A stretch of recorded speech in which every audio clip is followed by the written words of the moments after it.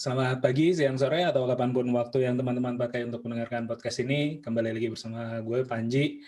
Dan bersama gue kali ini sudah ada Chief of Startup Bandung, komunitas Startup Bandung, terus juga Kepala suku ya. kepala suku. Terus juga apa ya, ini personil dari Homogenik atau sekarang HMGNC ya, HMGNC, dan Ya, juga betul. founder dan CEO Kuasa, Grahadea Kusuf. Tepuk tangan. Gitu, tepuk tangan sendiri. Dan mensayangkan sama masyarakat. Jadi kita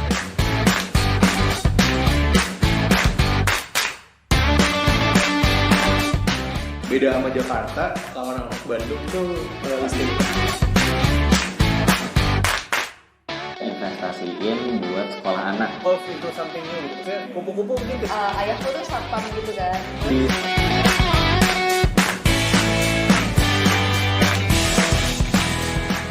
Apa kabar, bro? Baik, bro. Gimana nih pandemi?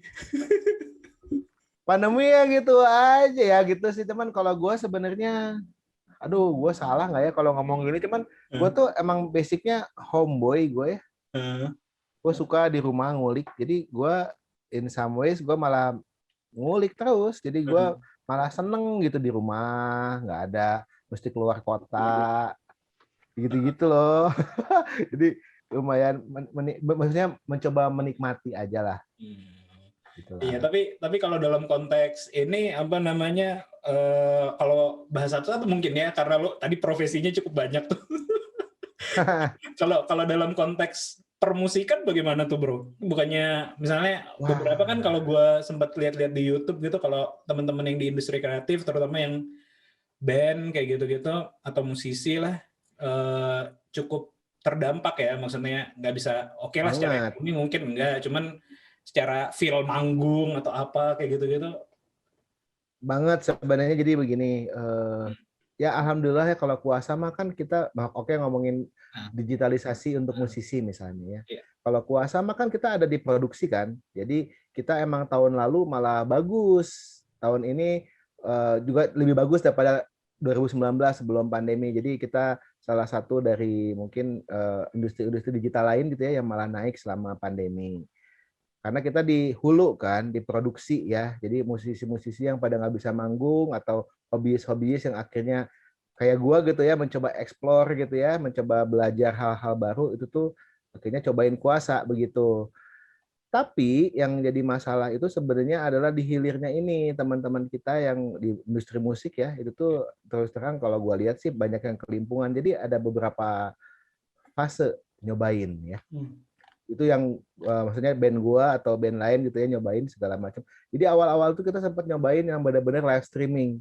Jadi di set semuanya benar-benar kayak panggung kecil, semuanya di sama sponsor dikasih budget buat produksi, buat soundman sendiri, sound sendiri gitu ya. Dan gitu di stream langsung tuh dari internet kita, waktu itu sponsornya Telkom waktu itu. Jadi dia bisa tuh punya kuasa di tempat gua, dia naikin tuh jadi 100 Mbps des gitu. Namun itu tidak berhasil ya. Itu tidak berhasil karena tetap latensinya parah. Jadi nggak ideal. Yang kedua akhirnya orang-orang cobain kayak hybrid, pre-recorded apa segala macam lala. Dan itu kalau gue lihat ada masih banyak. Oke, contoh aja ya, salah satunya kayak apa namanya, Prambanan Jazz Festival gitu ya. Ini info dari teman-teman gue juga, katanya yang nonton atau apa sedikit masih sedikit, terus orang-orang tuh masih belum bisa merasakan. Mungkin awal-awal tuh kalau orang-orang oke, virtual concert itu lama-lama kayak gue nggak dapet gitu ya. Cuman dan banyak sekali teman-teman kita sebenarnya ya, anak-anak startup Bandung juga ada tuh kayak Pitch Play atau yang lain-lain gitu ya di Indonesia. Itu kayak udah ada kali empat platform kali ya buat manggung online, tapi belum ada yang works. Kayaknya product market fit-nya aja nih masih agak ditweak sih kalau kata gua ya gitu sih. Namun kalau gua sangat percaya dengan nanti 5G gitu. Dia enabler kan ya, sama aja kayak mungkin hasilnya akan waktu dulu orang-orang pada pakai Netflix, pada pakai Spotify kan pas 4G kan. Jadi gua pikir 5G nih bisa lebih simultan gitu, bisa lebih instantaneous. Gua kalau gua ya PD-nya gua ya gitu. Iya. Iya sih. Dan ini sih, gue juga, maksudnya gue sebagai penonton ya atau penikmat kayak gitu, sebenarnya yang hilang adalah experience-nya sih. Gue beberapa kali nonton Yes. yang virtual konser kayak gitu. Ya kadang-kadang mikir juga apa bedanya dengan nonton video gitu, misalnya. Dan beberapa musisi tadi yang mungkin yang kayak tipe 2 yang lo ceritain kan udah pre-recorded kan. Jadi sebenarnya yang live pada saat mereka di gue sebenarnya nggak live juga gitu loh. Jadinya apa ya, walaupun berbayar kan, ada beberapa yang udah mulai berbayar atau saweran lah ibaratnya yang kayak gitu-gitu. Cuman tetap ini sih, memang rindu live juga. Ya mungkin kalau live itu kan sound systemnya, lu merasakan jantung lu gitu kan, dada lu tuh kayak kalau ada bassnya gitu, terus yang kayak ngantri-ngantrinya, engage sama orang yang sesama nonton, lu kayak kalau ini mah kalau ngarang aja gue ya mungkin kayak umroh bareng-bareng. Gitu kan, atau pokoknya ada panggungnya, terus kita merasakan sama-sama jadi makmum lah gitu. Kalau gue itu yang masih belum bisa tuh kan orang-orang suka pada posting lah apa segala macam, gue lagi konser nih gitu, gue ketemu langsung sama si personilnya gitu, bandnya dan segala macam. Nah itu yang susah di replace. Iya betul iya. Kalau gue sempat lihat juga tuh di mana ya, di Amerika apa ya, udah ada konser tapi ya virtual juga, tapi mereka pakai apa sih namanya, game, aduh lupa lagi gue. Virtual apa sih, chat apa namanya, gue lupa deh. Tapi ini game dia sempat bikin apa ya, Minecraft.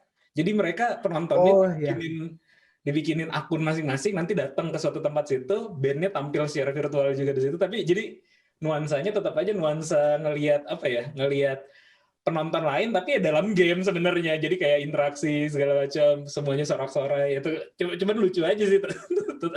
Kita udah ada namanya Club Kidul. Oh, itu Indo. Namanya Club Kidul.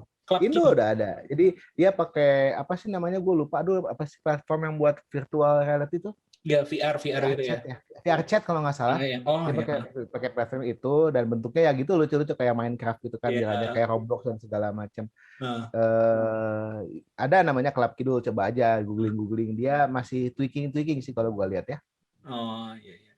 Nah, apa ya, sebenarnya ya, karena tadi lo udah ngomong kuasa juga, ini kan sebenarnya ini adalah dua entitas yang berbeda ya, kuasa, homogenik, tapi gue lihat ini blend banget di lo gitu. Maksudnya dalam konteks lo sebagai, kalau kita bicara konteks bisnis ya, sebagai CEO kan sebagai wajah dari si perusahaan, dan juga apa ya, mungkin bisa dibilang evangelisnya lah atau nabinya lah, pensiarnya kayak gitu. Nah, iya betul, evangelisnya. Iya kan, CEO pasti kayak gitu. Dan profil lo nih kayaknya oke banget gitu untuk itu. Lo sebagai CEO perusahaan software development, tapi untuk musisi lah ya, atau plug-in ya istilahnya ya, plug-in amplifier kayak gitu. Lo juga sebagai musisi sendiri gitu. Ini jadi kayak match banget gitu lo sebagai profil gitu lo. Profil lo cocok banget kayak gitu. Ini mana yang datang duluan sih sebenarnya? Boleh lo cerita nggak? Lo jadi musisi duluan sebelumnya, lalu lo punya ide create kuasa, atau lo memang gue kuasa tapi gue hobi musik juga, jadi gue bikin band juga gitu. Oke, jadi sebenarnya itu nggak terlalu ngaruh karena sebenarnya pengguna kita kan dari luar negeri, mostly. Pengguna dari Indonesia tuh mungkin kayak nggak nyampe 1% sebenarnya, Ji. Jadi orang-orang pengguna dari luar negeri itu nggak terlalu peduli band gua apa, lu musisi apa gimana, karena mereka nggak tahu juga kuasa kayak gimana gitu. Ya, bahkan Indonesia dimanapun mereka nggak tahu kali. Satu, terus kedua mungkin ini tuh sebenarnya kalau kuasa dan menjadi musisi elektronik gitu ya, itu tuh sebenarnya impian gue dari SMP kali. Pertama kali gue discover ada software seperti itu. Jadi emang gue dulu pengennya tuh, gue pengen jadi DJ gitu ya. DJ mikirnya cuma bukan bikin musik, cuman DJ di depan ribuan orang gitu, manggung gitu ya. Terus terus kerja di perusahaan software. Cuman ya akhirnya jadinya founding sendiri gitu ya. Begitulah kira-kira apa ya? Itu tuh sebenarnya datang begitu saja sebenarnya karena gue dulu satu dari sedikit orang, kayak gue anak SMP, bayangin kayak ngulik gitu ya, internet pun masih belum ada YouTube, jadi gue tuh gabung di forum-forum gitu ya. Mungkin gue dapat beginner advantage aja kali gue ya, gue udah ngulik duluan, jadi di saat industrinya berkembang gue tuh kayak udah tahu duluan gitu. Gimana kayak gitu-gitulah. Jadi which one comes first gue nggak tahu yang mana gitu, karena emang dulu cita-citanya itu jadi musisi elektronik sama kerja di perusahaan software musik elektronik gitu. Kalau jadi partner kita gitu, sekarang. Kalau pendiriannya sendiri lu lebih dulu homogenik atau Kuasa dulu? Homogenik. Tentu homogenik dulu, karena homogenik mah itu mah kan dari kita kuliah gitu ya. Kalau Kuasa mah emang benar-benar dari awal kita set emang benar-benar perusahaan komersial gitu. Jadi homogenik mah founded 2002 gitu ya. Gue gabung 2003. Foundernya Dina kan. Iya. Terus kalau Kuasa foundednya 2010. Ada selang 8 tahun berarti ya. Iya. Dulu sempat kerja dulu lah gitu kan, segala macam sambil ngeband lalala gitulah. Iya. Itu juga termasuk dini sih ya, maksudnya 2002 gue di Jakarta ya sebenarnya, Mas. Itu zaman gue SMA tuh 2002 2003 ya. Kita kan lebih senior lo dikit lah. Lo lebih muda pada gue ya? Iya. Oke, baik. Gue 2002-2003 tuh zaman gue SMA, dan gue sebenarnya waktu itu gue tahu homogenik tuh setelah ini. Gue sebenarnya dulu lebih apa ya? Lebih ke pop punk gitu-gitu loh. Gue awalnya gini juga anak-anak muda ya pada zaman itu ya. Cuman gue baru tahu homogenik ketika udah mulai collab dengan apa ya, waktu itu ada band-band punk gitu juga, lupa gue, ada salah satu Lone Atlas. Iya. Tapi Rocket Rockers pernah. Rocket Rockers, tapi lo keluarin single ya kalau nggak salah ya, bareng sama Rocket Rockers atau apa gitu ya? Bukan, featuring pasti standar lah. Jadi kan ada masanya band-band popang pada masukin synthesizer kan tuh. Nah, kepake kita. Ya gitu. Karena dulu band gue sebelumnya kan jadi Kuasa itu sebenarnya gue sama vokalis band gue sebelum di Homogenik itu band popang juga dulu kita. Tapi ya kita salah satu yang duluan lah pakai synthesizer lah gitu. Jadi makanya kayak sering dulu gitu. Juga gue sama Dina sering berapa kali satu kompilasi bareng zaman popang ya. Iya. Nah, cuman gue baru tahu gue tahu itu udah agak lebih baru-baru lah. Cuman waktu itu gue tahu yang musik-musik elektronik itu karena gue di Jakarta, yang cukup dekat adalah Henry Foundation, si apa namanya bandnya? Ya, Batman Good Night Electric. Ya, Batman Good Night Electric. Dan gue suka banget pada waktu itu. Entah, gue kan belakangan ini lagi dengerin ini nih. Balik lagi dengerin kaset Mita, bro. Jadi karena seneng ya. kan kita apa ya, di masa pandemi ini apa ya, nyari hobi lah ya. Iya, beli apa ya? Iya. Dan gue recollect lagi, terus juga kaset-kaset gue zaman dulu di Jakarta gue bawa ke Bandung kayak gitu lah. Nah terus salah satunya gue masih ingat, gue punya kaset Good Night Electric nih, terus gue setel, gue ini musiknya elektronik, tapi pada zaman itu kan elektronik yang mencoba futuristik, jadi kayak old tapi mencoba futuristik gitu, yang musiknya masih elektronik. Kalau sekarang mungkin norak ya, jadi kayak suara-suara MIDI yang kayak gitu-gitu. Iya, benar. Tapi itu lucu banget gitu loh, seru gitu. Iya, emang begitulah. Kita mah masih satu geng, kita satu era sih gitu. Jadi Batman itu dulu awalnya justru dia adalah pembikin video klip kan, jadugar dia. Jadi dia yang bikin video klipnya Homogenik pertama kali. Kita masih cupu-cupu tuh, si Batman mah udah bikin video klip. Yang kekal tuh ya, di Batman yang bikin. Iya. Oh iya, soalnya zaman-zaman MTV lagi ini kan, kreator video musik juga lagi naik ya. Indie keluar kan, jadugar, terus Cerah Hati dan segala macam gitu. Iya. Nah, itu berarti 2002 lo bikin Homogenik, itu pun masih di sambi-sambi tadi ya, gawe dan segala macam. Ya, pastilah. ini jadi lompat-lompat gue nanyanya ya. Ke homogenik dulu deh ya. Ini apa namanya? Itu kan lo musisi di situ kan berarti kan. Lo main synthesizer di situ. Ya. Dan lo indie ya. Ya. Tidak di major label lah. Mungkin kalau di zaman sekarang nggak terlalu matters ya major label. Ya, semua indie. Jadi indie anyway. Semuanya indie adalah mainstream zaman sekarang. Indie adalah mainstream zaman sekarang. Nah, cuman di zaman itu lo itu memang memilih, di zaman itu kan 2002 2003 tuh lagi naik-naiknya lah musik ya. Secara umum. Lo memang memilih untuk tetap indie atau memang mencoba-coba juga masuk ke major label pada waktu itu? Aduh, gua tuh gimana ya? Ini sebenarnya pokoknya oke, ini mah ambil ini aja ya, ambil biasanya bukan berarti benar. Jadi jeleknya anak-anak homogenik itu mungkinnya maksudnya secara profesionalisme kita tuh emang dari awal men-set homogenik itu proyek yang sangat idealis gitu. Itu jadi kita mah nggak peduli dengan jualan dan itu buruk sebenarnya. Kalau mungkin orang label gue dulu kalau denger ngamuk kali. Jadi makanya kenapa gitu? Jadi kita emang bukan di set sebagai apa namanya ya? Jadi kita musisi, cuman kita nggak daily income kita bukan dari sana. Iya. Daily income gue dari kuasa, otomatis kalau Dina juga punya pekerjaannya, Manda juga punya pekerjaan lain gitu ya. Jadi bagaimanapun juga si homogenik mah kita bikin sangat idealis, sangat project personal gitu ya, sangat gimana gua gitu. Jadi itu yang ditawarkan sama sikap indie itu gitu ya. Jadi gue bisa seenaknya, gue bisa punya kontrol penuh terhadap musik gue gitu. Meskipun emang harusnya gue nggak boleh ngomong kalau musik gue bukan musik jualan, kebayang ya? Iya. Karena toh banyak juga teman-teman kita yang indie yang lain gitu ya. Meskipun anggaplah yang satu angkatan sama kita di Sigit aja. Di Sigit itu kan secara jualan bagus banget kan. Moka juga secara jualan bagus banget. Tapi mereka masih bisa punya full control gitu.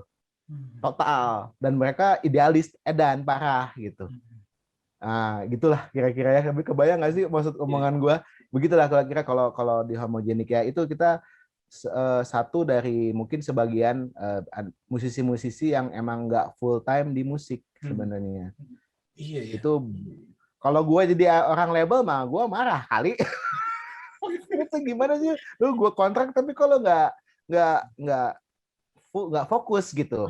Kalau gue ya, gitulah kira-kira. Iya sih, karena tetap bagaimanapun juga masih gue tambahin juga karena teman-teman kita yang fokus nih, contohnya kayak Moka, The Sigit, Bagir Kill, Malik, and Essentials segala macam gitu ya, itu rata-rata winners mereka, sukses bandnya gitu lah dibanding sama homogenik mah ya, gitu. Iya. Berarti memilih untuk tetap indie karena memang secara secara kehidupan atau ya secara ini lo memilih untuk tidak full time sebagai musisi lah atau sebagai hobi aja atau penyaluran lah kayak gitu ya. Bagaimana ya? Gue nggak bisa bilang itu hobi karena kalau hobi otomatis gue spend uang di sana kan, kayak sepeda tuh. Iya. Tapi kalau ini kita dapat income, jadi anggaplah ini mah emang alter ego kita aja gitu. Gue nggak mau terlalu banyak mikirin. Tapi gimana ya? Kalau karena pada at the end of the day gitu ya, kalau musik itu kayak kebutuhan buat kita. Itu yang mendefinisikan gitu ya, apa siapa kita. Dan gue ngerasa banget gitu kalau tanpa band gue gitu, gue mah bisa dibilang bukan siapa-siapa. Dina juga dosen biasa aja gitu. Manda juga ibu rumah tangga biasa aja gitu ya. Mompreneur gitu kan. Begitulah kira-kira. Jadi itu mah bagian dari kita mah udah lama banget ya. Lama banget kita ngeband dari 2002 tapi jadi dan homogenik itu salah satu dari yang banyak band gitu ya yang lumayan survive dan personilnya amat cuman sekali ganti gitu. Jadi kita mah kayak udah menyatu sama hidup kita aja gitu. Iya. Iya, menarik banget sih. Maksudnya gue pernah menemukan walau mungkin agak beda konteks ya. Gue pernah menemukan itu kalau lo tahu The Brandals ya. band Jakarta juga gitu. Eka. Iya betul, Eka. Itu dia juga bukan full timers, atau mungkin bahasanya bukan itu ya, tapi dia ada pekerjaan. Bahkan lebih dalam konteks kalau lo kan entrepreneur ya, di mana lo bisa manage activity lo sendiri gitu. Tapi kalau dia tuh kerja kan di perusahaan lah sebagai desainer atau kreator lah kayak gitu. Gue juga agak lupa. Tapi dia, dan itu 9 to 5, hampir Senin sampai Jumat juga kerja rutin gitu. Tapi di sisi lain dia bikin band juga yang oke lah, segmented lah ya, nggak kita bisa bilang populer juga, tapi segmented gitu. Dan dia menganggap jadi kayak stylenya adalah lebih ke, karena gue frustasi bekerja, bukan frustasi ya, karena dia senang pekerjaannya sih gue yakin, cuman dia kan alter ego juga gitu. Jadi gue kerjaan ini, tapi ketika gue ngeband, gue dengan musiknya yang cukup keras kayak gitu-gitu, dia jadi kayak penyaluran kayak gitu kan, ekspresi kayak gitu. Dan ini ya, maksudnya kalau secara, karena gue orang awam ya, kalau gue menilai kadang-kadang kan anak band itu, atau misalnya ya musisi lah, itu kan kayak apa ya, rockstar lah ibaratnya gitu. Itu tidak gue temukan gitu. Kok rockstar lu kerja 9 to 5 terus ini, atau misalnya kalau lu, gue kalau terjun ke musik harusnya maksimal apa segala macam, tapi ternyata sudut pandangnya aja berbeda gitu ya, jadinya nah kalau lo juga kurang lebih kayak gitu ya, memandangnya seperti itu gitu ya. Bisa dibilang kan gue juga 9 to 5 kan, meskipun usaha sendiri kan. Ya gitu, karena Dina juga 9 to 5 sebenarnya bisa dibilang seperti itu. Cuman ya mungkin kalau gue agak lebih fleksibel, karena kalau di Kuasa kan emang waktunya gimana gue kan, maksudnya kita ada waktu flexi time lah, standar startup lah, kita 8 jam, tapi lu mau masuk jam berapa terserah kayak gitu-gitu. Tapi ini tuh sebenarnya topik yang cukup rame sebenarnya, karena gini ya, gue gimana ngomongnya ya, cuman gini deh, kalau kata gue ya, itu tuh emang butuh determinasi yang sangat amat cukup kuat gitu ya. Jadi musisi itu tuh lu bakal dapet namanya social judgment, lu bakal ditanya sama mertua, lu bakal ditanya sama orang tua lu dan apa segala macem. Jadi ada orang-orang yang kayak safety net-nya adalah pekerjaannya gitu. Begitu. Jadi dia punya pekerjaan, dia punya oke lah, band bagi gue adalah sarana ekspresi diri apa segala macam. Itu juga banyak yang kayak gitu juga. Banyak juga teman-teman kita, oke lah, gak usah jauh-jauh. Waktu gue tour Jepang, kita kan tour sama banyak band-band indie kan pada masa itu. Itu tuh rata-rata dari mereka ada yang koki, tukang masak, ada yang kerja di restoran, ada yang kerja di bank, ada yang kerja di Oracle dulu kayak gitu-gitu. Jadi emang kayak gitu kayaknya. Karena ini nggak apa-apa jadi agak terlalu musik sih bahasanya. Cuman dulu ada omongan kayak gini, kalau seandainya lu udah dikontrak sama label, berarti lu udah dianggap lu di-hire gitu sebenarnya. Berarti lu bisa dibilang lu udah profesional musisi, lu nggak bisa memposisikan diri lu cuma musisi weekend doang. Gitu. Harusnya kayak gitu sih. Jadi makanya pas kesini tuh gue tuh suka mikir gitu kan. Gue suka pernah sih ngomong juga sama si Dina, nah salah nggak ya? Gue mikirnya kayak gitu. Jadinya menahan kita untuk bisa lebih pol-polan di homogenik gitu. Kalau gue ya dulu ada perasaan-perasaan seperti itu, cuman ya sudahlah.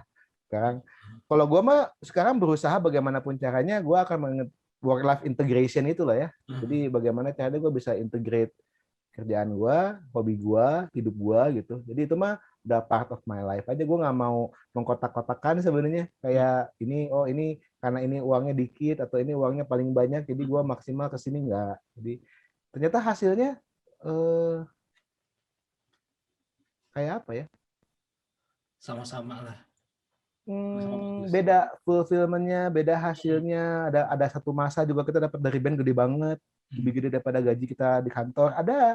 Jadi nggak bisa digituin gitu. Dan ternyata satu sama lain tuh kayak ada sinerginya gitu. Kayak Homogenik mensupport gua di Kuasa mensupport gua juga kayak gitu-gitu loh. Jadi apa ya?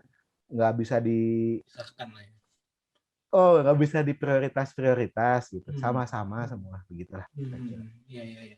Gue ini jadi menarik karena teman-teman anak-anak zaman-zaman sekarang ya kan banyak yang apa ya, gue juga nggak ngerti sih ini gerakan dari mana ya maksudnya. Jadi kayak banyak yang kayak kejar passion lah, terus juga hidup dari apa ya namanya ya, hidup dari karya lah kayak gitu-gitu. Kalau dulu kan mungkin kalau kita ngomongin hidup dari karya ya pasti musisi lah yang paling nomor satu, atau yang nomor dua mungkin penulis buku lah, di mana dia nulis itu dapat uang dari royalti. Tapi dengan platform digital yang ada sekarang kan orang banyak banget profesi influencer, Instagram apa tuh namanya sih, gue lupa lagi. Apa ya itulah Instagram influencer buat itu band menjadi brand. Iya ya. Maksudnya itu kan membuat orang anak-anak sekarang ngerasa bahwa kayaknya memang ya udah gue nggak mau mengerjakan hal-hal lain di luar yang gue apa ya gue suka gitu. Passionate ya. Iya, yang passionate. Misalnya kalau musisi ya passionate di musik, gue nggak mau tuh 9 to 5 bekerja. Gue nggak mau misalnya kalau konteks ngedosen, gue nggak mau apa. Tapi gue mau hidup dari band atau karya gue aja kayak gitu. Kalau menurut gue sih itu memang agak-agak berbahaya ya, agak-agak terlalu sempit gitu.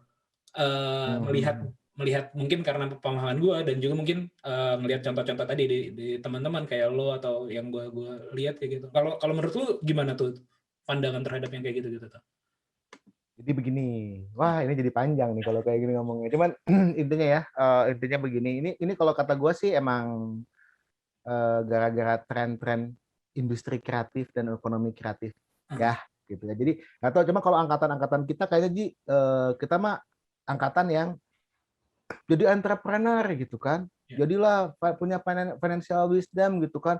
Robert Kiyosaki gitu ya, pindah kuadran kayak gitu-gitu kan. Nggak tahu ya, angkatan kalau gue nyamain sama lu karena meskipun kita tuaan gue tapi sama-sama lah gitu exposure-nya. Jadi kita tuh orang-orang yang kejar, gue pengen jadi entrepreneur, gue pengen jadi technopreneur gitu kan mikirnya, instead of gue pengen punya option dibanding gue mesti kerja di BUMN atau gitu kan standar, atau jadi pegawai negeri, jadi dokter itu kan apa namanya, profesi-profesi secure ya yang orang-orang impikan gitu ya. Jadi gue pengen punya opsi lain nih, gue pengen jadi entrepreneur karena di Indonesia pun lagi sedikit gitu. Nah kalau gue lihat itu fase pertamanya. Nah fase keduanya udah masuk ke industri kreatif itu karena orang-orang udah melek IP sekarang kan, udah ada internet. Jadi mereka mikir oke, anggaplah gue influencer. Oh kita gue influencer, nama gue itu bisa jadi brand nih, atau gue ngeband gitu ya. Gimana caranya nih band gue nggak cuman sekedar jualan musik, tapi gue bisa jualan yang lain gitu. Itu bisa jadi brand, bisa di apa namanya, orang bisa taruh misalnya ngambil license buat logonya buat ditaruh di kaos atau segala macam kayak band-band AC/DC dan apa segala macam gitu kan. Jadi mikirnya udah mulai ke arah sana, dan kalau kata gue sih itu mah emang di satu sisi ya memang mungkin naif gitu ya. Karena apakah kita udah sampai sana gitu ya? Apakah mengenai IP di kita tuh udah sedewasa di negara-negara maju lainnya gitu ya? Apakah kita bisa kayak Inggris yang 40% devisanya tuh dari IP gitu ya? Gitu kan? Ya itu kan gokil, dan emang itu tuh emang dibuat dari dulu gitu ya. Influencer juga cukup besar dengan pop culture dan segala macam gitu. Indonesia mah apa gitu mikirnya kan, tapi gua lihat sih itu banyak di ini juga sama Backcraft gitu ya, karena emang Indonesia juga gua lihat lagi encourage itu gitu kan ya.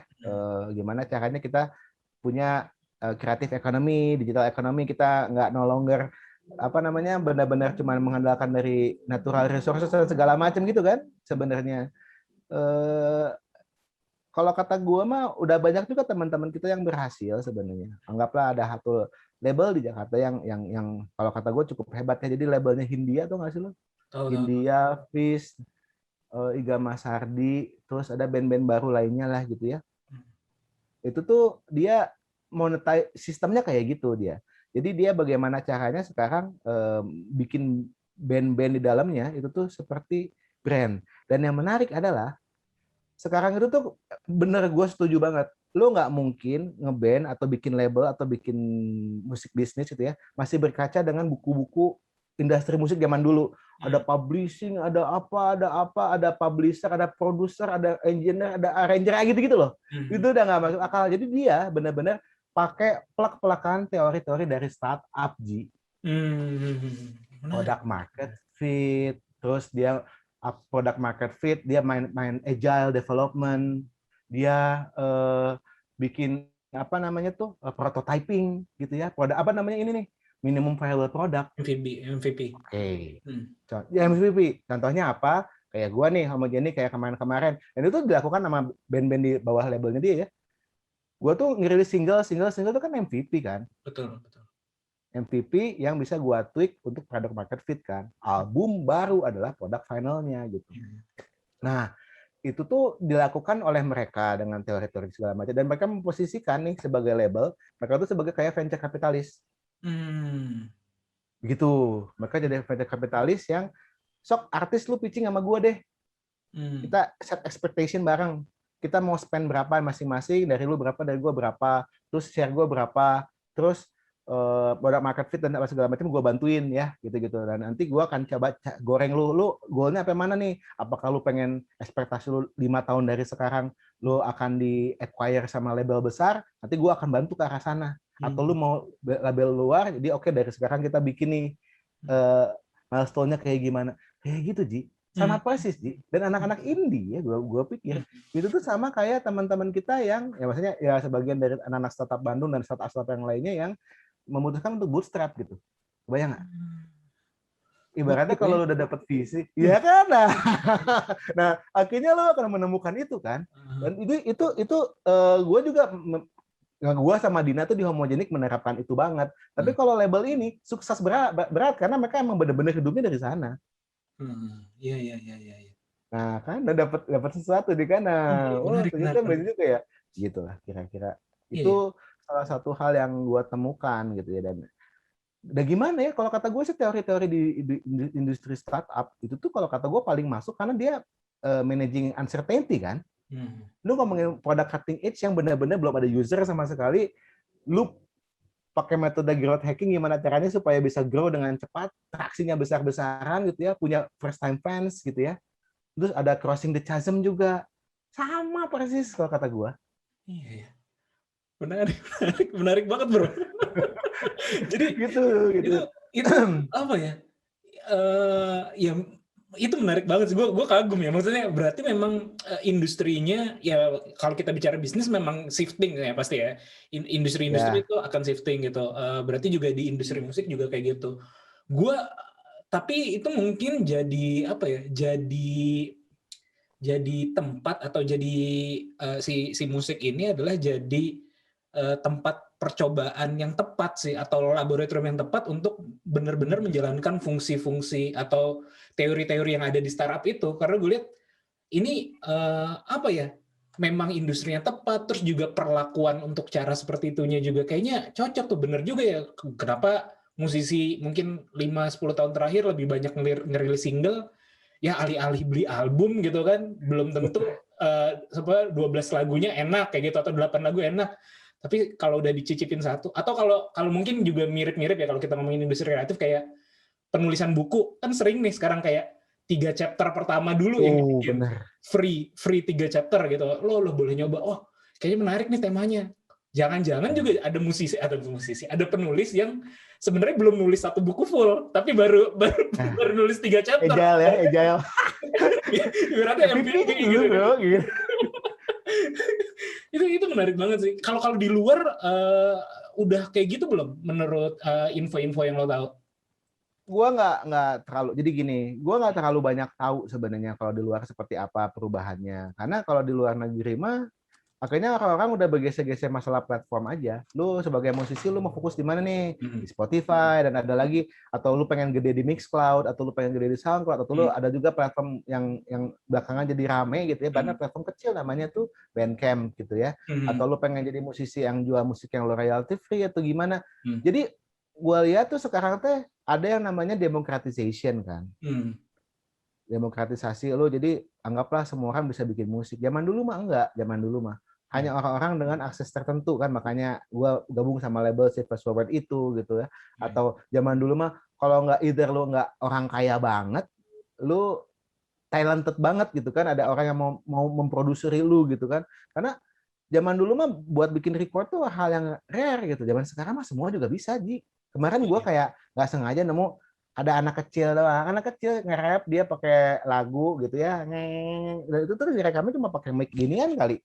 Jelek banget, tapi dia musician, dia publish, didengarkan oleh semua orang di dunia gitu kan. Cuman sekarang mah long tail aja gitu. Iya. Karena semua orang bikin, jadi dan kecil, semua orang adalah fans sekaligus ya gitu. Pencipta Fans juga. sekaligus musisi gitu kan. Jadi butuh hal-hal yang lebih outstanding, dan kayaknya kalau gue lihat semua orang tuh kayak lagi tweaking nih. Jadi nggak tahu ya, kalau gue lihat itu akan ada jawabannya pas 5G ada. Iya, mungkin. Ada Itu menarik sesuatu banget yang sih. shifting gitu. cuman apa ya? Oke, itu adalah hal yang keren sih, dan mungkin jadi future. Gue pengen balik sedikit ke track dulu nih. Oke, balik ke Kuasa deh. Kita lagi. Mau sambil ngerokok ya, dia pengen ngerokok dah tadi ya. Iya, gak apa-apa bro, gak apa-apa. Justru santai aja sih, santai. Nah, Kuasa tadi ya, kalau kita ngomongin lo sebagai musisi dan juga musisi itu bisa dibilang ya dengan style sekarang yang tadi lo ceritakan, bisa dibilang kayak startup juga, bisa diberlakukan kayak startup juga. Lo secara real sebenarnya melakukan bisnis kan di Kuasa. Gue cuma tahu sekilas karena gue juga bukan user, dan mungkin juga tadi seperti lo bilang Kuasa di Indonesia cuma 1% kayak gitu kan ya kira-kira gitu penggunanya. Lo bisa jelasin nggak Kuasa tuh apa sih sebenarnya? Gue sebenarnya gue nih background ya, gue cerita sedikit background. Gue tuh background teknik fisika. Teknik fisika tuh gue sebenarnya belajar sound engineer. DSP. Dan apalagi gue tugas akhir gue tuh akustik bro. Gue tuh di lab akustik. Oh iya. Memang masih konvensional. Gue praktikal gue tuh spesifik ngambil ke musik tradisional waktu itu. Jadinya bagaimana bikin panggung, bagaimana penempatan sound, bagaimana ruang konser, yang kayak gitu-gitu. Nah, jadi walaupun gue background seperti itu, tapi pengetahuan gue minim banget. Lo bisa ceritain nggak Kuasa tuh apa sih sebenarnya yang dijual apa gitu-gitu? Oke. Jadi kita itu namanya ya in short itu namanya kita jual namanya Kuasa Pro Audio Software intinya. Jadi software seperti apa? Software yang digunakan di environment profesional sebenarnya. Recording studio atau post production studio gitu ya. Atau bahkan TV buat broadcasting dan apa segala macam, atau radio gitu kan, suka ada studio dan suka ada kayak kompresor, equalizer segala macam. Nah, perusahaan kita di SP-nya itu apa? Kita tuh bikin yang namanya analog modeling disebutnya. Analog modeling itu kan kalau peralatan elektronik semacam equalizer dan segala macam, amplifier lah, itu kan ada elektroniknya kan skemanya. Nah, dia banyak yang vintage juga kan, dan vintage itu kan orang-orang banyak yang cari kan yang vintage itu. Nah, kita bikin emulasinya. Jadi itu per komponen kita model itu. Gitu. Dan akustik modeling ada juga. Akustik modeling itu kita ngambil yang namanya kayak semacam impulse response. Lu pasti tahu impulse response kan? Jadi kita ngambil karakteristik dari sebuah ruangan, dari sebuah speaker dan segala macam. Jadi DNA-nya kita ambil dengan metode-metode lah, macam kayak dekonvolusi, impulse response dan segala macam. Gitu-gitu intinya mah. Familiar sekali ya, Bapak ya. Itu kuliah gua tuh. Ya gitulah. Kan masalahnya di Indonesia tuh itu orang-orang itu tuh belajar tapi nggak tahu untuk apa sebenarnya. Betul. Gitu kan. Jadi kalau kita di Kuasa itu tuh isinya emang praktisi musik digital semua. Kita orang yang sehari-hari bergelut di sana, akhirnya ngulik tanpa. Jadi gini ya, kan gua awal-awal Kuasa tuh cuma bertiga lah ya, Mahat lagi pasif. Tapi kita akhirnya punya anak-anak, kayak kita nge-hire anak-anak yang lulusan teknik elektro, informatika, fisika segala macam itu tuh setelah mungkin kita 5 tahun kerja bareng gitu. Gitu. Jadinya baru kita menemukan, oh ternyata mesti kayak gitu. Mana intinya dunia kita seperti itulah. Jadi kita jualan software yang digunakan oleh banyak. Jadi oke, let's say gini, gampangnya nih ya. Kalau gua pitch gitu ya, 1 minute pitch gitu ya. Gua ngomong, apakah Anda tahu, pernah nonton nggak lo film kayak Guardians of the Galaxy, atau main game Assassin's Creed, atau nonton film Watchmen, ada film di Netflix apa iZombie dan apa segala macam. Nah, itu teh bikin musiknya pakai kuasa. Atau lu pernah dengerin Post Malone, atau Lucas Graham, atau Hindia, atau Danila. Danila tuh 2 album kemarin tuh full total kuasa dari rekaman sampai mastering kayak gitu. Jadi kalau orang bikin musik gitu ya, kan alatnya banyak ya. Softwarenya banyak gitu. Nah, salah satunya pakai kuasa. Jadi yang tadi gua sebut gitu, orang-orang yang pakai kuasa, apalagi tadi yang pakai film-film tadi atau game-game tadi. Oh, Monster Hunter juga pakai kuasa. Gitu, komposernya beli itu mah ya, bukan dikasih gratis. Tadi juga komposer Guardians of the Galaxy dan segala macam juga dia beli gitu. Pelanggan kita. Jadi standar kan kalau ada orang beli kan ada emailnya kan, kita kepoin ini kok dia pakai nama sendiri ya. Gua googling, ternyata dia di Hollywood cuy ya gitu. Jadi kita bikin yang semacam itu. Kita melayani market-market seperti itu, profesional-profesional di bidang audio, musik, rekaman, broadcasting, kayak gitu-gitulah. Oke, berarti sebenarnya yang lo lakukan adalah kalau proses penciptaan musiknya itu bisa semuanya digital ya dengan softwarenya kuasa gitu ya. Yang kayak tadi prosesnya lo ambil karakteristiknya dari suara-suara, misalnya lo mau gitar sekarang tapi bunyinya kayak 70-an atau 80-an gitu-gitu. Di post pro-nya atau ketika lagi recording dilewatin di ampli digitalnya kuasa kayak gitu ya berarti ya. Jadi kita di rekaman tuh sinyal clean aja. Sinyal clean nanti dipakai amplifier virtual begitulah kira-kira. Amplifier virtualnya macam-macam, ada yang buatan tahun 70, ada kita dari koleksi minjem dari teman gitu. Atau mau yang siapa gitu ya, yang dipakai sama Burger Kill misalnya kita pinjam, atau anak-anak The Sigit gitu ya. Itu kita pinjam, kita ambil impuls respons di sana. Gue juga kemarin baru nonton video, ada menarik banget sih sebenarnya. Aduh gue lupa ya videonya di mana gitu. Itu dia ngomongin tentang suara dari ini drum beat di tahun 60-an gitu ya, 60-an atau 70-an. Hammond Breaks, tahu nggak? Hammond Breaks namanya. Iya. Nggak dapat royalti sampai sekarang kan?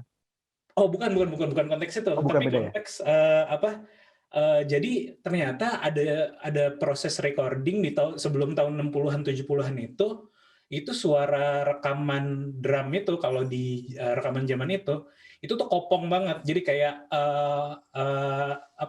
hening banget. Sampai suatu saat kejadian, bandnya gue lupa, band gede juga, dia nggak sengaja recording itu ketangkep pakai jadi dia ada masing-masing misalnya drum beatnya itu ada mic-nya sendiri, ada di mana-mana ada mic-nya sendiri, tapi ada di ruangan ada mic kondensor yang gantung gitu. Nah terus jadinya semacam kayak ada feedback sedikit sehingga ngisi ke record juga dari mic kondensor yang tergantung kayak gitu. Nah terus suaranya jadi kayak tipe-tipe band khas banget lah pokoknya, 60-an 70-an tuh khas banget kayak gitu. Makanya itu lagi dicari-cari lagi nih sekarang gimana caranya biar bisa dengan sekarang udah lebih bagus, pengen menciptakan itu lagi kayak gitu. Nah, berarti kalau yang lo lakukan ini sebenarnya kalau lo punya sampel di kuasa ya, kalau lo punya sampel, kalau lo punya nanti bisa lo create ya di software lo gitu. Jadi ada 2 metode kan namanya. Lu tahu kan white boxing sama black boxing ya? Iya. Ya, itu dia. Kita sedikit banyak kita menerapkan itu juga. Jadi ada beberapa, jadi gitulah, ada salah satu anak kantor itu tuh lumayan jago AI, machine learning segala macam.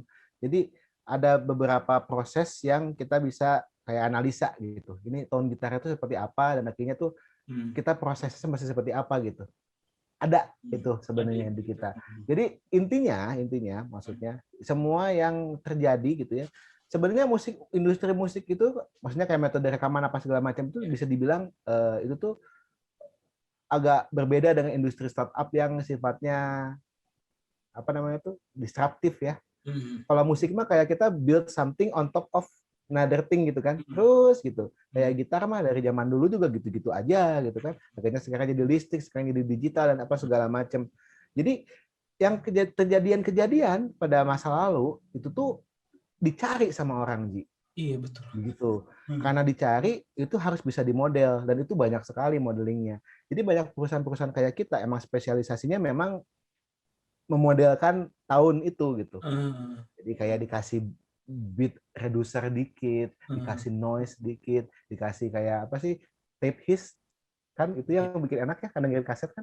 Iya betul. Nah ada wobble-wobblenya segala macam. Jadi emang itu mah kunci sukses sebenarnya. Kalau lu bisa memodelkan yang terjadi di masa lampau, itu tuh akan sangat laku zaman sekarang. Gitu. Jadi orang-orang nggak ada yang nyari ampli gitar yang suaranya bener-bener baru gitu. Nggak ada, bro. Iya betul. Nggak ada. Biasanya Sound kalau kayak gitu, synthesizer atau musik pasti kan referensi kan. Ya. Pasti kan ngingetnya kayak yang udah pernah kita dengerin dulu atau pernah ini. Betul. Betul. Jadi nggak ada. Jadi kita nggak pernah melakukan hal-hal yang prosesnya baru, tapi soundnya harus tone-nya dan soundnya harus masa lampau. Begitulah kira-kira. Ini keren sih bro. Lu di Indonesia lu doang nih yang bikin beginian. Ya, bukan cuma di Indonesia ya, di Asia Pasifik kali. Nggak tahu lah, gue sih bisa agak. Coba kita cuman mungkin, tapi jangan dibandingin sama kayak Big Three itu kayak Yamaha, Roland, Korg gitu. Kita beda league lah. Cuma kalau kayak kita, maksudnya independent software developer yang khusus untuk audio, kayaknya cuma kita doang deh kayaknya. Di Australia pun nggak ada. Jadi banyaknya tuh di Eropa dan di Amerika yang gini-ginian tuh. Yang kita tuh dari Jerman, Israel, Inggris, Prancis, Amerika, Itali. Itu yang gede-gedenya. Berarti kalau gue bisa bilang kuasa nih aman lah ya. Pandemi ini aman ya. Bayarannya dolar. Alhamdulillah gitu. Alhamdulillah. Kita aman ya sekarang. Jadi kalau kita mah kejar-kejaran terus tapi ya. Kita kan tim kecil gitu kan dari negara kecil gitu ya. Jadi kita kejar-kejaran gimana caranya kita bisa bikin produk sebagus mungkin, secepat mungkin, dan kita tuh endorser besar nggak ada. Jadi yang tadi gua sebut-sebut semua orang-orang yang beli gitu ya, bukan endorser. Susah karena tapi sekarang bisa dibilang endorser kita lokal semua. Apa? Tapi mereka ngasih testimoni nggak? Pada akhirnya itu mesti agak dikejar tuh. Bro, lu kan udah beli nih, gua ngefans sama lu nih, gitu. Boleh kasih testimoni nggak? Makanya kita nggak ada tuh kayak perusahaan-perusahaan lain ada juga tuh yang benar-benar jual testimoni banget ya. Produknya biasa-biasa tapi digunakan oleh Metallica misalnya, ada yang gitu. Itu mesti agak ini juga, mesti agak hustling juga. Lumayan. Oke. Gue pengen agak sedikit lebih dalam terkait dengan bisnisnya nih atau produk-produknya nih. Berarti yang lo buat, lo bikin satu software khusus atau lalu nanti ketika ada misalnya suara-suara baru lo akan tambah plugin-nya di situ, atau lo memang jualnya masing-masing nih. Jadi kalau misalnya jadi lo bikin satu environment, let's say misalnya kayak apa ya, kalau perusahaan software gede apa ya, desain misalnya Adobe gitu atau apa, lo jadi satu ekosistem di situ, atau lo di unbundling gitu ya, ini beli yang ini gitu. Karena perusahaan kita perusahaan kecil dan developernya kecil, sebenarnya 10 tahun belakangan tuh kita benar-benar unbundling. Jadi kita gini lah, kalau orang-orang tuh jualan software tuh sekaligus lu kayak endless virtual effect of amps gitu ya, rack besar dan segala macam, lu mau apa aja ada. Kalau kita enggak, kita jualannya tuh karena kita nemu algoritma baru gitu ya, wah bagus nih, kita jual. Jadi kita produknya kecil-kecil, murah-murah, $39 lah. Orang-orang itu tuh jual biasanya $200-300 gitu ya, dengan bisa segala macam. Kita jualnya kecil-kecil, rilis. Karena di saat kita ngirilis produk baru, produk lama keangkat, ya produk barunya itu biasanya dapat lumayan besar gitu kita. Heboh lah, dapat buzz lagi segala macam. Nah itu tuh kita tuh bikin yang semacam kayak platform gitu ya, besar itu environment sendiri gitu ya, kata dia yang lo bilang itu tuh baru kemarin 2020 Ji. Jadi kita bikin satu produk gede. Jadi bentuknya udah bukan plugin, bentuknya standalone application, dia bisa masukin semuanya produk-produknya kita, gitulah kira-kira. Itu akhirnya kita bisa. Jadi kita benar-benar fokus sama spesifik ya. Jadi kalau kita jual ampli gitar buat musik country doang atau musik metal doang, kayak gitu. Atau indie rock atau apa gitu-gitulah. Ini modelingnya ini. Jadi kita benar-benar bikin produk tuh satu. Tahun kayak bisa keluar tuh 2 atau 3 gitu ya. Iya, itu Gitu. itu strategi yang ya menarik juga sih dibanding bikin yang satu gede langsung ya. Lagi-lagi Wah, kita mah yang penting cuan dulu. Soalnya kita mah kan benar-benar kejar-kejaran sama sales kan. Kalau ya begitulah. Mikirin 3 bulan ke depan gitu. Oh iya sih. Lo menemukan lo stylenya berarti itu jualnya license ya, langsung sekali beli gitu ya. Bukan sistem subscription kayak gitu-gitu. Enggak. Karena Aduh gimana ya, kalau gua lihat subscription base itu di musik mah nggak works gitu. Yang lebih masuk akal itu tuh adalah disebutnya rent to own ya. Kemarin gue sempat ngomong tuh di grup rent to own yang agak-agak masuk gitu. Tapi itu juga masih belum terlalu gimana juga gitu ya. Wah, gua mah karena kuasa tuh udah lumayan 11 tahun gitu ya. Kita mah ngelihat banget ada inovasi yang nggak works. Perusahaan baru yang mencuri perhatian tapi akhirnya udahan. Banyak. Sama lah kayak gua di ngeband gitu ya, ngeliat band baru gitu ya, wah rame gitu ya. Kayak sekarang lagi rame Pamungkas gitu ya. 3 tahun lagi gimana nih Pamungkas? Nah, 2 tahun lagi gimana gitu. Itu apa ya? Lu mesti punya perfect combination gitu ya antara innovativeness sama familiarity kalau kata gua. Betul. Dan musik itu agak susah karena makanya kan Amerika sama Inggris kan. Lu nggak bisa jauh-jauh dari itu gitu. Lu nggak bisa jauh-jauh dari tone-nya The Beatles, Queen, dan banyak macam lagi. Jadi itu aja kalau gue lihat. Iya. Nanti deh gue abis ini gue cari videonya gue share ke lo. Ada tuh menarik banget. Reverb apa gitu, gue juga lupa namanya tuh. Jenis Spring atau plate atau apa? Aduh lupa gue nontonnya sekilas gitu. Tapi macam-macam memang. Iya. Itu menarik bro tadi yang lo lakukan. Cuman pertanyaan gue ini mungkin ya, udah dikit-dikit lagi mau akhir nih. Apakah lo melakukan halo, lo kayaknya agak ngehang. Waduh. Enggak ya? Oh enggak, oke, aman. Sorry tadi kayaknya ini deh, gue kan tethering nih, internet gue lagi bapuk. Oh iya, oke. MNC lagi bapuk, MNC.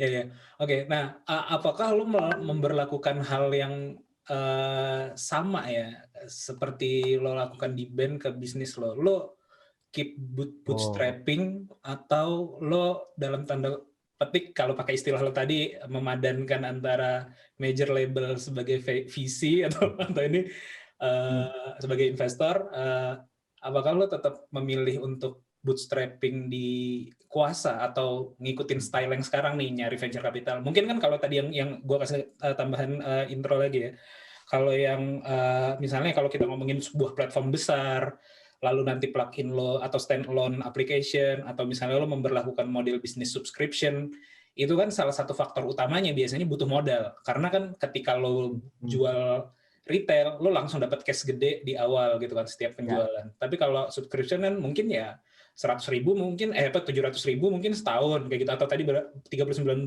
tuh 1 tahun kayak gitu. Itu kan pasti butuh support dulu di awal.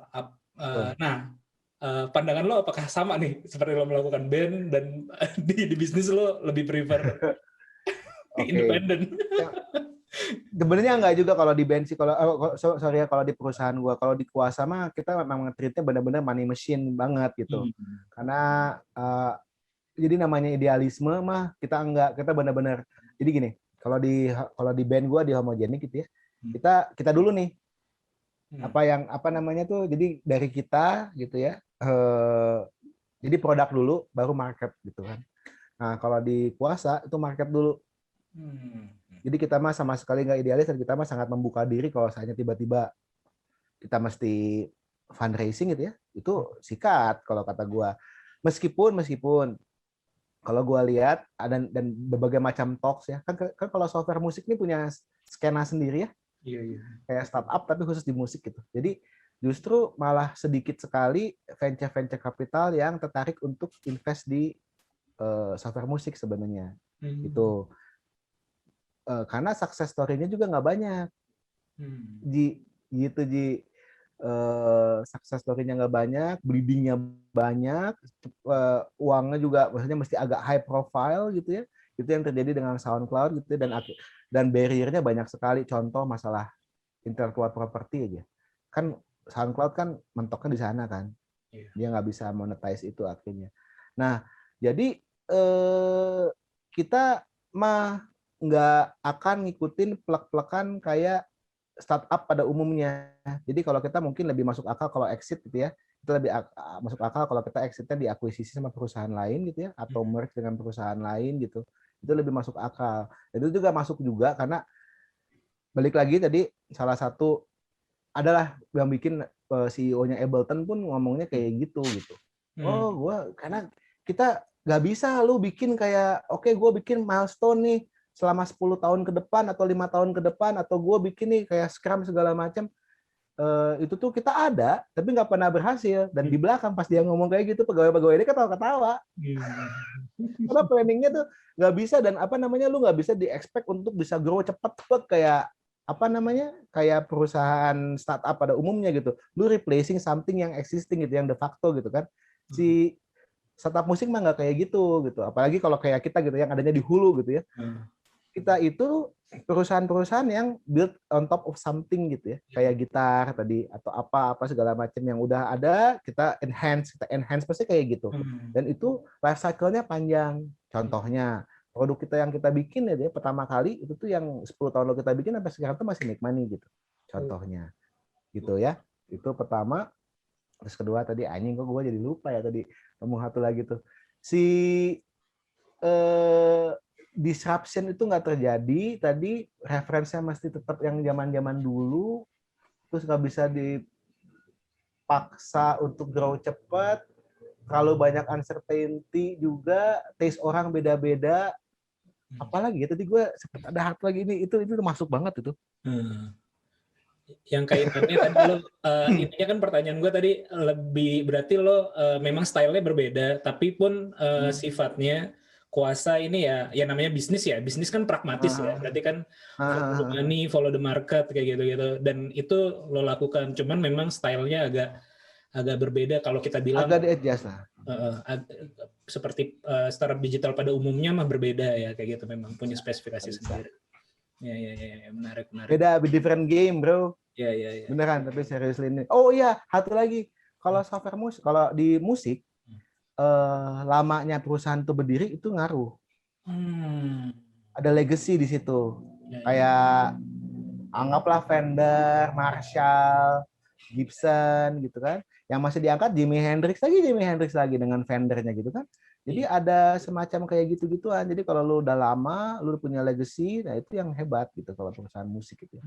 Jadi bukan dibahas baru mencuri perhatian langsung ngambil market share besar nggak gitu. Susah ya. Kecuali mungkin di hilir ya.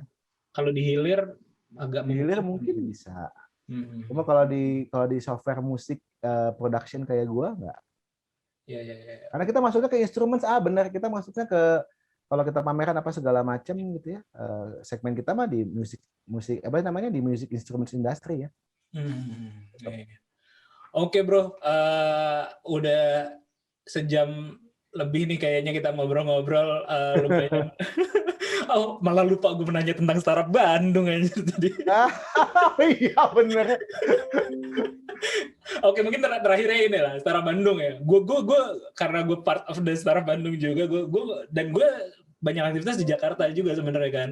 Tapi gue nggak ngelihat ya. Gue nggak tahu ya. Mungkin Malang ada lah. Tapi kalau kayak lokal kota gede gitu, yang punya komunitas startup yang works gitu, kayaknya yang maksudnya seakrab anak-anak di Startup Bandung tuh kayak, oh gue tahu masih dia, gue tahu sih ini gitu. Kayak kita tahu semua yang terjadi di sini gitu loh. Itu tidak terjadi di kota-kota kayak Jakarta atau Medan atau mana gitu. Menurut lo apa tuh? Kenapa Startup Bandung bisa sekeren ini gitu aja? Karena tuanya.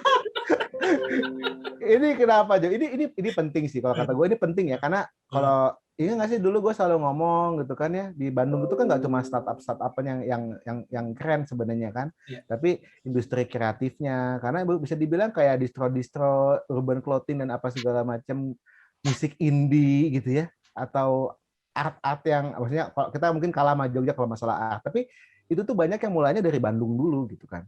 Jadi orang Bandung mah intinya mah nggak musiman, intinya mah lu kalau ngomongin startup nih ya, gue agak sedih sih sebenarnya, karena kalau gue berapa kali gitu ya mencoba mengkonekkan anak startup Bandung dengan yang non startup gitu ya, itu tuh nyambungnya susah gitu ya. Tapi anak startup Bandung mah kok kayak masih selalu bisa survive, selalu punya segmennya sendiri gitu ya. Dan kita mah bukan yang di-drive sama tren sebenarnya. Orang-orang mah tren banget, lagi rame startup, wah gitu ya. Mungkin kalau gue lihat nih lagi booming nih, lagi bubble nih apa segala macam, anak startup Bandung mah kita mah mungkin startupan udah dari zaman sebelum booming kemarin, bubble yang kemarin kan 2016 2017 ya. Kan booming startup kita mau udah dari before it was cool, kita mah udah kayak gitu. Jadi iya kebayang kan. Jadi kalau kita mah cukup exist aja. Kalau gua nih ya, ini mah sekalian penutup juga dari gua, cukup eksis aja startup Bandung, mana anak startup di Bandung mah gitu ya. Nanti juga akan ada another boom bro. Itu tuh kayak gua mah yakin kayak 10 tahun sekali, dan ini gua yakin ini salah satu triggernya pasti 5G nih gitu.